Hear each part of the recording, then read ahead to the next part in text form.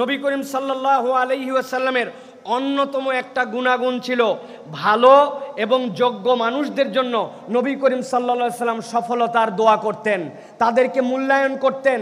সফল যেন হয়, যেই মানুষটা যে বিষয়ে পারদর্শী তাকে নবী করিম সাল্লাল্লাহু আলাইহি ওয়াসাল্লাম মূল্যায়ন করতেন।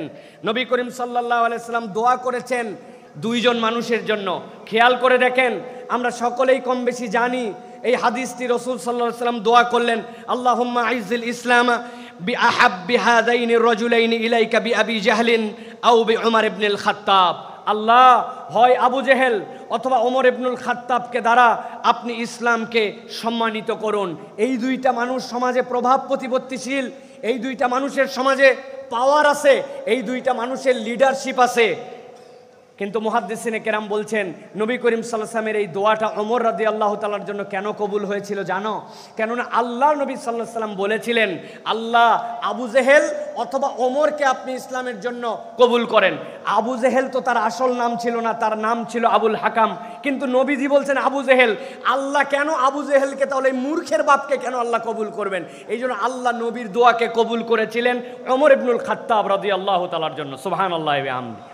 এবং নবীজি আলাদা করেও দোয়া করেছেন, আল্লাহুম্মা আইজ্জিল ইসলাম বিউমর ইবনুল খাত্তাব খাসসাতান। হে আল্লাহ, ওমর ইবনুল খাত্তাবকে দ্বারা আপনি ইসলামের জন্য উপকার নেন, আল্লাহ আপনি সম্মানিত করেন। সুতরাং কোনো ব্যক্তির যদি কোনো যোগ্যতা থাকে, তাহলে আমাদের দায়িত্ব সেই যোগ্যতাকে মূল্যায়ন করে, চিনি না, আমার কোনো ঈর্ষা নাই, তার জন্য আমার কোনো দুশ্মনী নাই, ওই মানুষটার জন্য কায় মনোবাক্যে আল্লাহর কাছে দোয়া করা যে রব্বুল আলামিন আপনি তাকে ইসলামের জন্য কবুল করেন। এটা হচ্ছে নবী করিম সাল্লাল্লাহু আলাইহি ওয়াসাল্লামের অন্যতম একটা সুন্নাহ ছিল। হযরত আবু হুরায়রা রাদিয়াল্লাহু তাআলার মায়ের কথা আমরা অনেকেই জানি। হযরত আবু হুরায়রা রাদিয়াল্লাহু তাআলা নবীজিকে এসে বললেন, ইয়া রাসূলুল্লাহ, আমার মা ইসলাম গ্রহণ করেন না, আপনি একটু আমার মার জন্য দোয়া করেন। নবীজি সাল্লাল্লাহু আলাইহি ওয়াসাল্লাম হযরত আবু হুরায়রার মায়ের জন্য দোয়া করেছিলেন, আল্লাহুম্মা ইহদি উম্মা আবি হুরায়রা। আল্লাহ, আবু হুরায়রার মাকে আপনি হেদায়েত দেন। আবু হুরায়রা দৌড়ায় বাড়িতে গেছেন। যাওয়ার পরে রাসূলুল্লাহ সাল্লাল্লাহু আলাইহি ওয়াসাল্লামের কাছে পরবর্তীতে এসে তিনি বলেছেন, আমি দরজায় দাঁড়িয়ে দেখলাম আমার মার কণ্ঠস্বরটা নরম। তিনি এরপরে দরজা খুললেন, এরপরে বললেন, আমাকে নিয়ে তুমি চলো মুহাম্মদুর রাসূলুল্লাহ সাল্লাল্লাহু আলাইহি ওয়াসাল্লামের কাছে।